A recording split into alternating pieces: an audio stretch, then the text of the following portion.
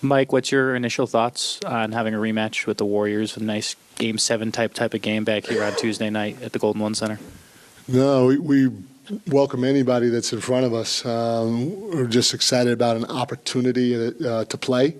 And again, situations like this, we as a group right now haven't been through. And so to go play one game right now, that's how I look at it, and swing for the fences, and try to get a win. It's a great opportunity for us to go do it while trying to move on and growing in the same breath.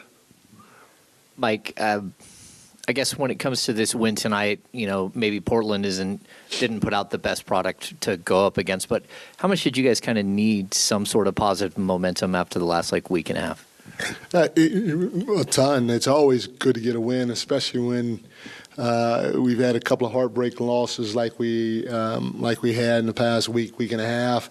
And so to go out and one of the things that we talked about was playing with a level of physicality at the beginning of the game and trying to retain that level or stay at that level the whole game, because when you play against a young team, if they see the ball go in the hole early on, their confidence is going to grow, and anything can happen during the course of a game if you give somebody belief or confidence, especially right off the bat.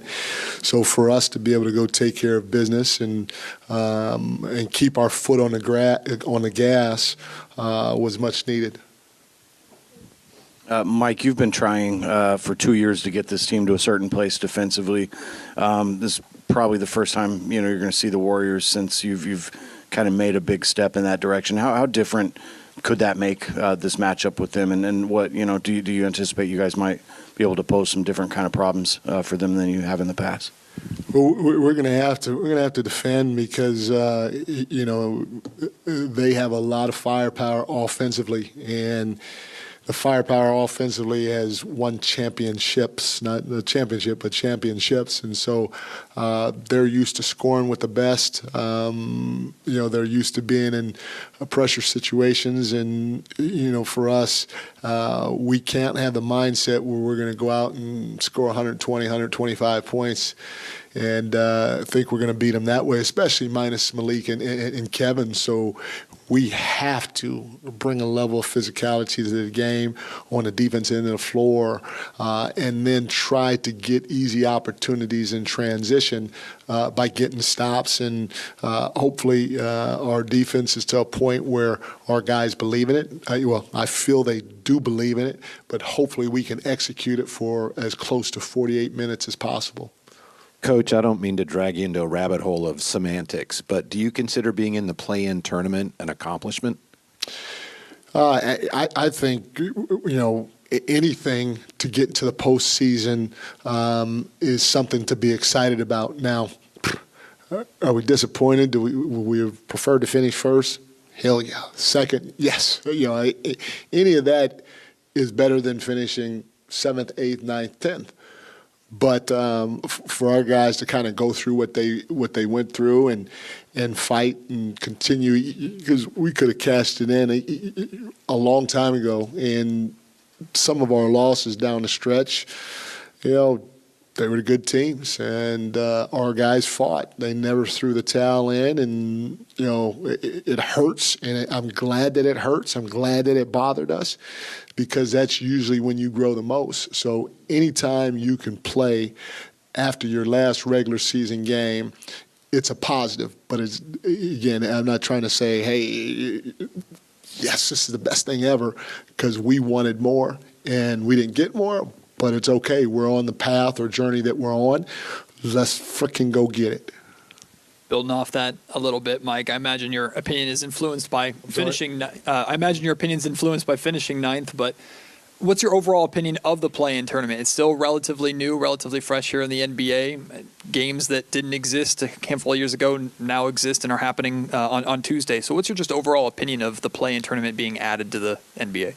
At first, I guess I'm like everybody. When they first brought it up, I was like, man, this is it's no good, whatever. And after you watch it the first year, you watch it the second year, and you understand it more. And I've I'm on record saying this. At first, I was like, no, but then after the first year or two, I'm like, hey, this is pretty neat. I think it's a pretty neat deal. It adds a twist to the whole thing, and obviously, the NBA got exactly what they wanted from it this year, with everybody, going down the stretch of the end of the season, fighting their tails off, for that sixth spot, for that fifth spot, and they had some good games because of it. Probably the TV ratings were good because of it down the stretch. So, like I said before, it's a good thing, and not just for the team, players and coaches, but it's a good thing for you guys as media and for the fans as well. Coach, when you how do you view that the fact that you only have like one shot, one game you can move on, one defeat? That's the end of the season, because that kind of changes, the whole dynamics of the thing. Oh, I mean, I like it. I like it because we haven't faced it yet, and that's what's exciting to me is, okay, what are we made of? Can we go get this done, especially versus a team that knocked us out last year, a team that has 4 or 5 championships and championship-level coaching staff. Can we go get it done in this type of environment? Because it's a different type of pressure than a 7-game series. Because, if you drop one, you're going to have another opportunity. You don't have no other opportunity here. You got to go get this one. And so it takes a different level of focus, a different level of confidence or belief going into the game, and for sure a different level of execution throughout the course of the game on both sides of the floor. So I like it, and I truly feel our guys will embrace it.